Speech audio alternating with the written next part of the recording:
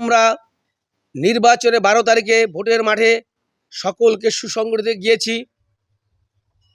আপনারা সকলে আমাকে ভোট দিয়েছেন, যারা আমার সাথে ছিলেন পর্যাপ্ত পরিমাণ ভোট দিয়েছেন, যারা ওয়াদা করেছিলেন, যারা আন্দোলন সংগ্রামে সংগঠিত ছিলেন সকলেই ভোট দিয়েছেন। কিন্তু একটি কথা না বললেই নয়, আমাদের আপনাদের সেই মূল্যবান ভোট আমি রক্ষা করতে পারিনি। আমি কেন রক্ষা করতে পারিনি? আপনারা জানেন নির্বাচনে 2টি ওয়ার্ড আছে, একটি হলো কারচুপি, একটি হলো আপনার ইঞ্জিনিয়ারিং। আমি শিবচরে ইঞ্জিনিয়ারিং শিকার হয়েছি। আমার উপরে, আমার ভোটারদের উপরে যেইভাবে অন্যায়ভাবে ইঞ্জিনিয়ারিং করেছে, যে রেজাল্টকে প্রভাবিত করেছে, এটা শিবচরের জনগণ কোনো ফিলে মেনে নিতে পারতেছে না। তাই আজ আমি আপনাদেরকে অবশ্যই কথাটি না জানাই, আপনারা ভাববেন আমার নেতা তো আমাদেরকে একবার বললো না আমাদের উপরে কি অন্যায় এটা হয়েছে। আরেকটি কথা আপনাদেরকে না বললেই নয়, বিকেল 3টের পর থেকে কোনো একটি সেন্টারে মারামারি কাটাকাটি কোনো রকম কিছু হয়নি।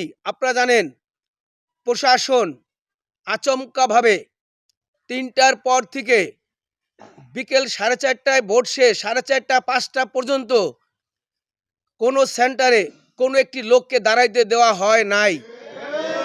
অন্যায়ভাবে লাঠিপিটা করে তাদেরকে 1 কিলো থেকে 2 কিলোমিটার দূরে নিয়ে গেছে। কারণটা কি? কোনো রকম কোনো ষড়যন্ত্র ছাড়াই, কোনো মারামারি পিটাপিটি হয় নাই। কেন? আমাদের নিরীহ ভোটারকে, নিরীহ কর্মীদেরকে, আমাদের সাথে যারা ছিলেন প্রিজাইডিং পুলিং অফিসার, তারাও সঠিকভাবে আমাদের এজেন্টদেরকে ব্যবহার করে নাই।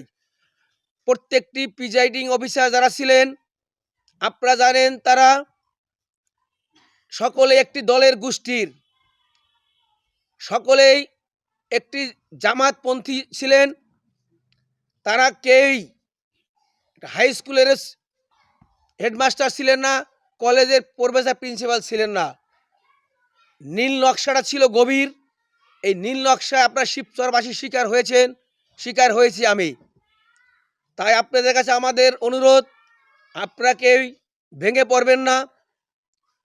আপনাদের যেই মূল্যবান ভোট আমাদের কাছ থেকে কেড়ে নিয়েছে, আল্লাহ তাআলা রব্বুল আলামিন দেখেছে, আল্লাহ তাআলাই এটার বিচার করবেন। আমরা আল্লাহ তাআলার উপরে ছেড়ে দিলাম। ডেন্টিস্টের পরামর্শ নাও নতুন কোলগেট অ্যাক্টিভ সল্ট।